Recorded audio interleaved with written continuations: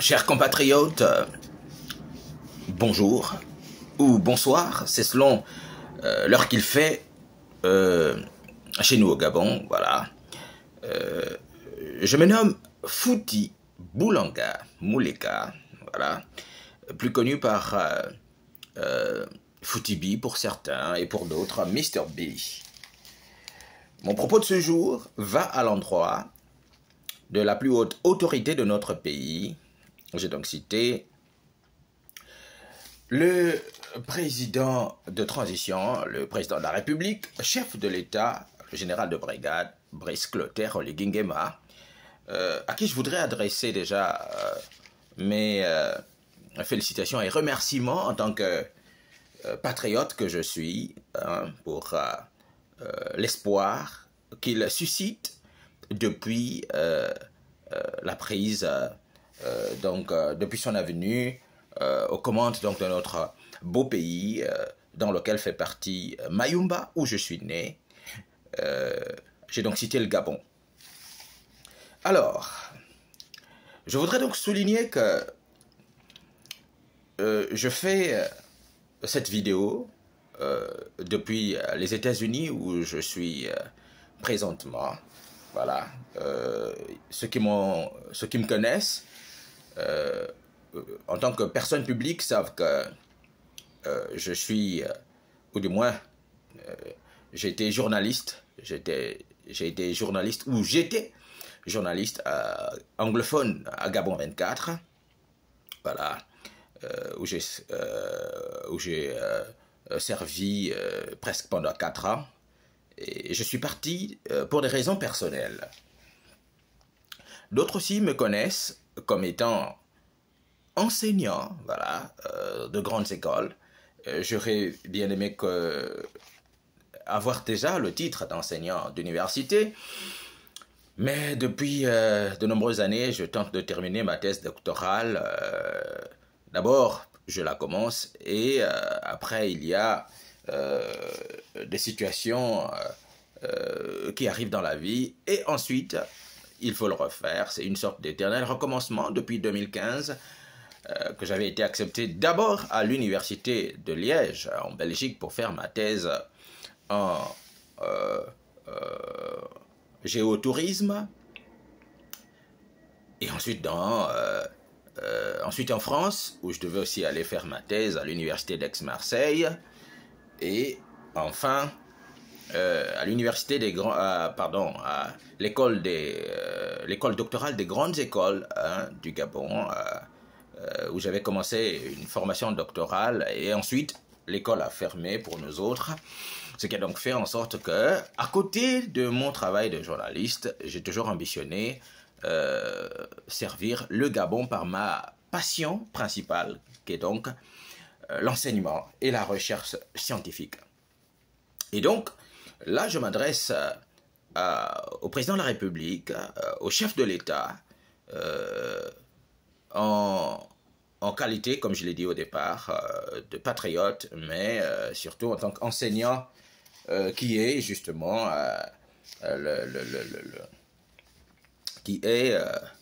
le premier, je vais dire, le premier métier que je fais depuis 2011, dans tous les cas, de manière officielle, voilà.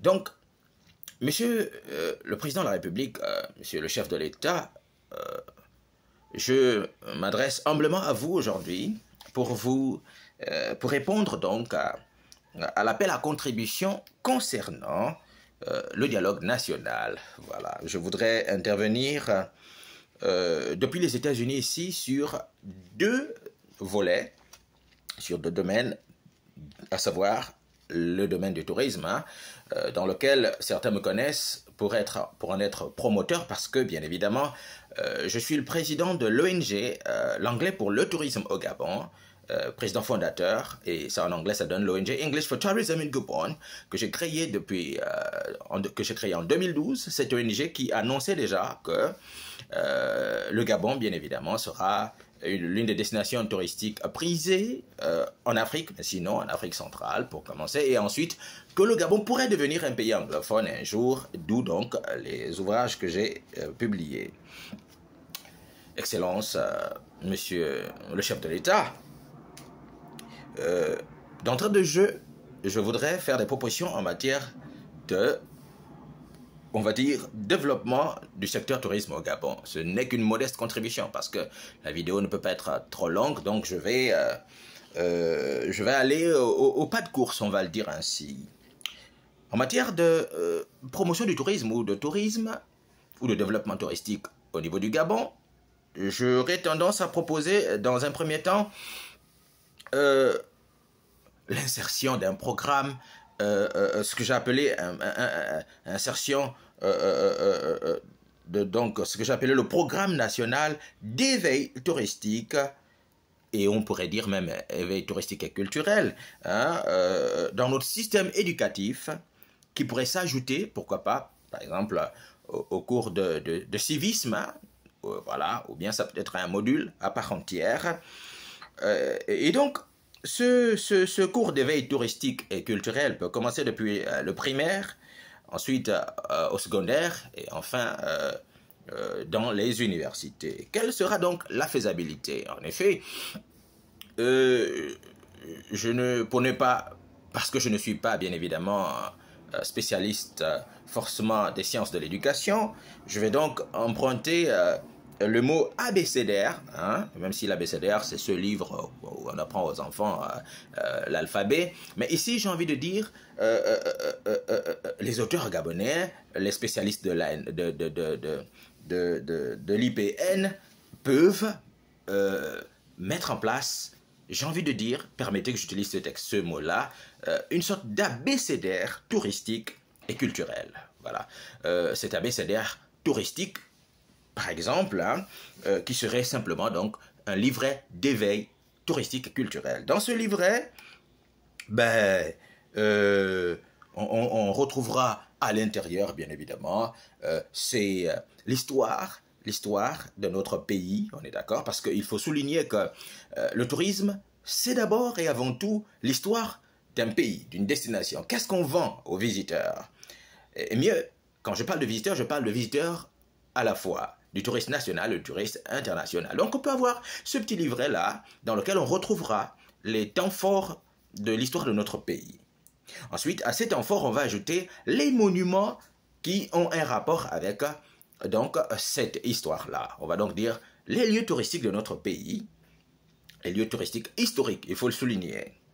À côté de ça, le Gabon, bien évidemment, qui a 80% de forêt et bien évidemment 800, sinon 900 km de côte, ben, on va y ajouter, hein, dans cet abécédaire touristique et culturel, on va dire notre patrimoine culturel, notre patrimoine touristique en matière de sites naturels, aussi, qu'on peut ajouter dans cet abécédaire. Et donc, on va apprendre aux enfants, aux élèves, et pourquoi pas même aux étudiants, hein, dans notre système éducatif. Ensuite, mais tout cela, ce n'est que la théorie, me diriez-vous. Et c'est la raison pour laquelle il faudra donc ajouter à ce cours d'éveil touristique et culturel, il faudra ajouter des sorties scolaires. Oui, des sorties scolaires de découverte.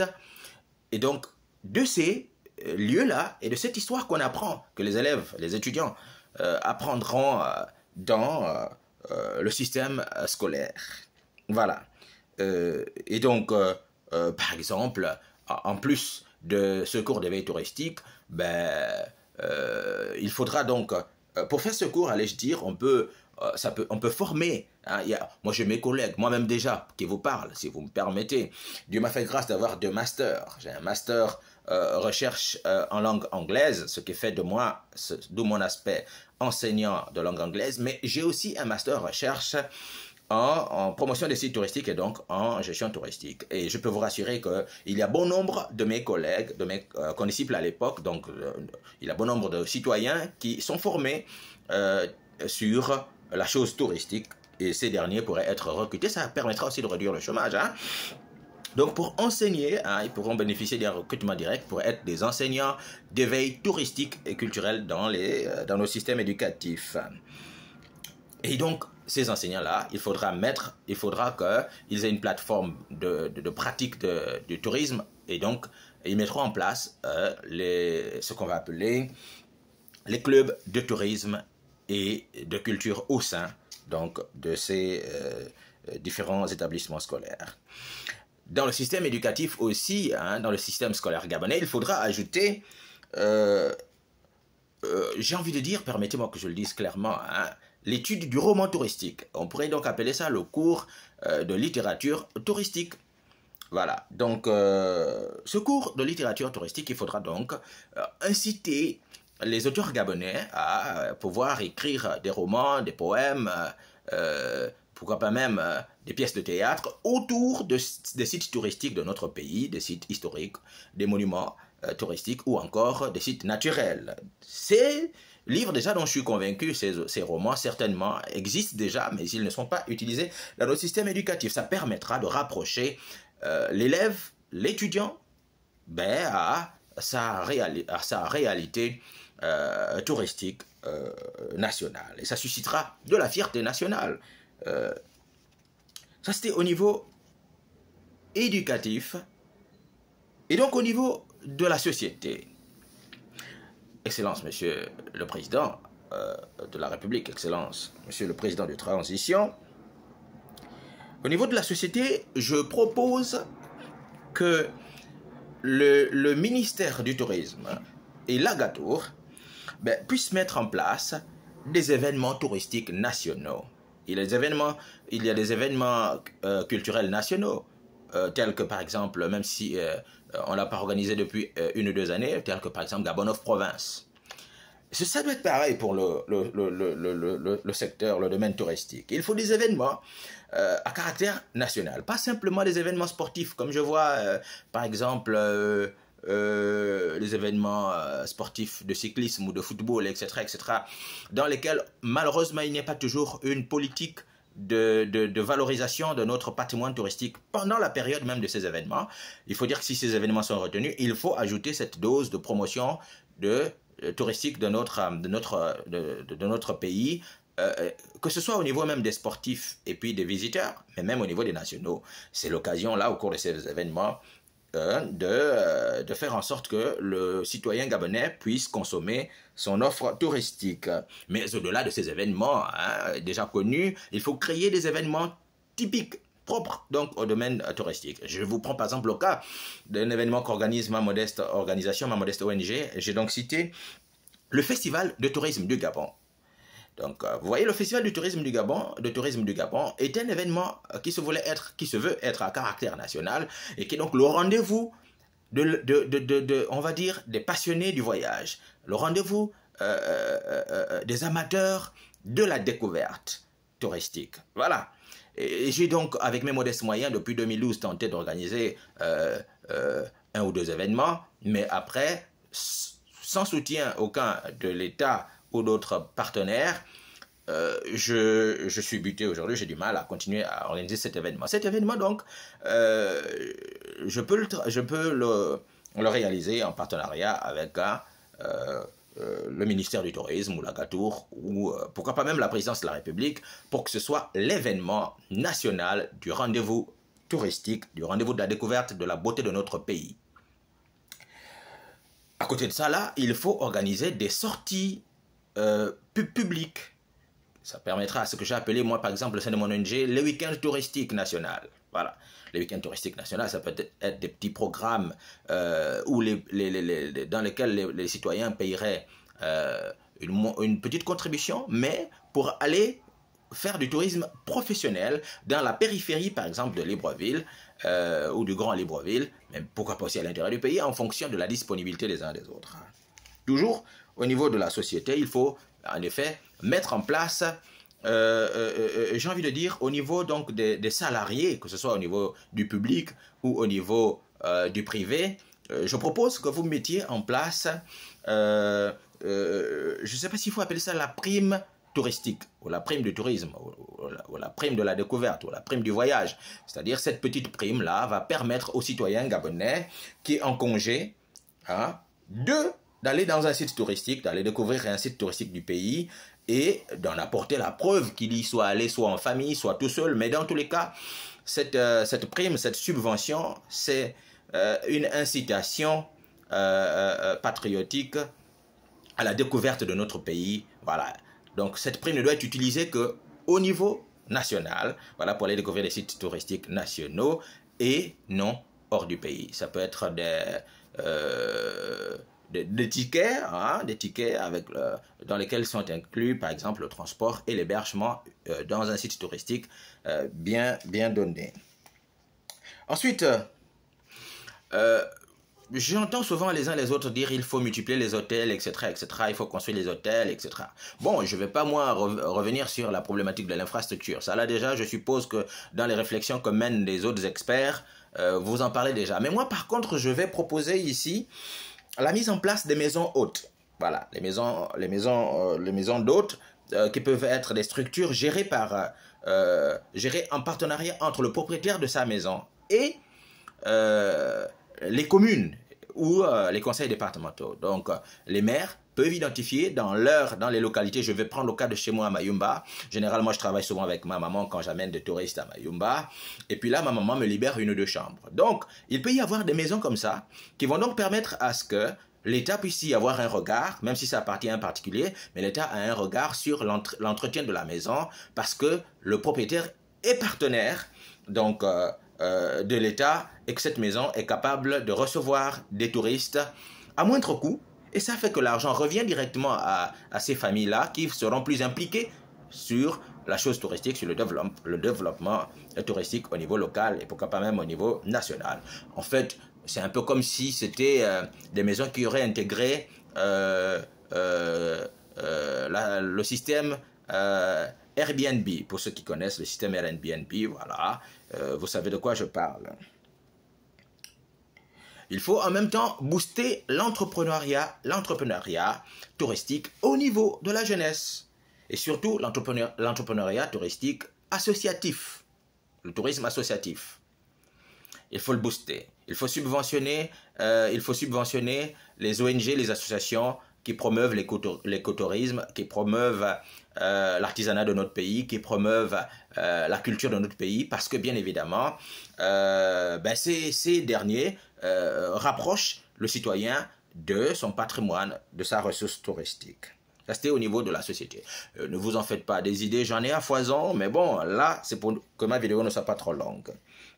Pour chuter sur, bien évidemment, le développement touristique au niveau national, au niveau administratif, Excellence, Monsieur le Président de la République, chef de l'État, le général de brigade Brice Clotaire Oligui, au niveau administratif, j'aurais tendance ou je conseillerais qu'il y ait dans toutes les plus hautes instances du pays, à savoir à la présidence de la République, qu'il y ait un conseiller touristique qui va être dynamique, qui doit être dynamique et qui doit collaborer avec les autres institutions pour pouvoir mettre en musique, on va dire quoi, pour avoir un regard sur la vitalité touristique de notre pays. Donc un conseiller touristique à la présidence, un conseiller, donc le ministère du Tourisme et la Gatour existe déjà, il n'y a pas de problème, hein, mais un conseiller touristique au niveau du ministère de la Culture, il faut forcément un conseiller touristique.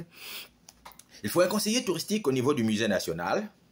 Il faut des conseillers touristiques dans les parcs nationaux du Gabon.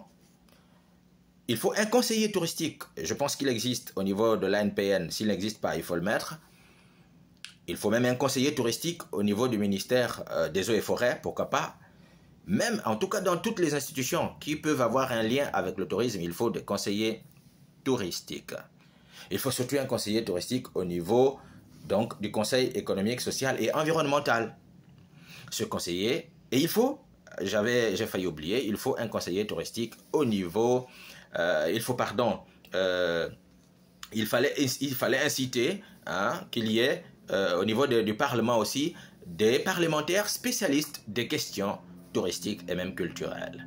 Donc, monsieur le président de la République, chef de l'État, chers compatriotes, je vais m'arrêter par là parce que ma vidéo a déjà fait 20 minutes. Je tiens à rappeler qu'aujourd'hui, nous sommes le mercredi 25 octobre 2023. C'est ma modeste contribution pour le développement donc, du domaine touristique au niveau du Gabon. Ma contribution quant à l'appel à contribution dans le cadre du dialogue national. Comme je l'ai dit au départ, je fais cette vidéo depuis les États-Unis où je prends part à un programme. Voilà, voici ma carte d'étudiant. Voilà, c'est un programme de courte durée, une formation de courte durée sur courte durée en langue anglaise en tant qu'enseignant d'anglais que je suis, et j'espère donc être au pays très bientôt. Mais bon, depuis les États-Unis, je pense au Gabon et j'espère que je peux être utile. Voilà, il faut aussi un conseiller touristique, pardon, des conseillers touristiques dans les sphères diplomatiques du Gabon. Voilà, donc dans les ambassades et puis les consulats. Voilà, parce que ça c'est pour promouvoir le tourisme au niveau international, pour promouvoir la destination Gabon. En tout cas, c'était ma modeste contribution. Chers compatriotes, chers chefs de l'État, président de la République, Brice Clotaire Oligui, j'espère que cette vidéo vous parviendra. C'est votre humble serviteur, Fouti Boulanga Mouleka, qui pense à notre pays depuis les États-Unis. Merci encore et à très bientôt.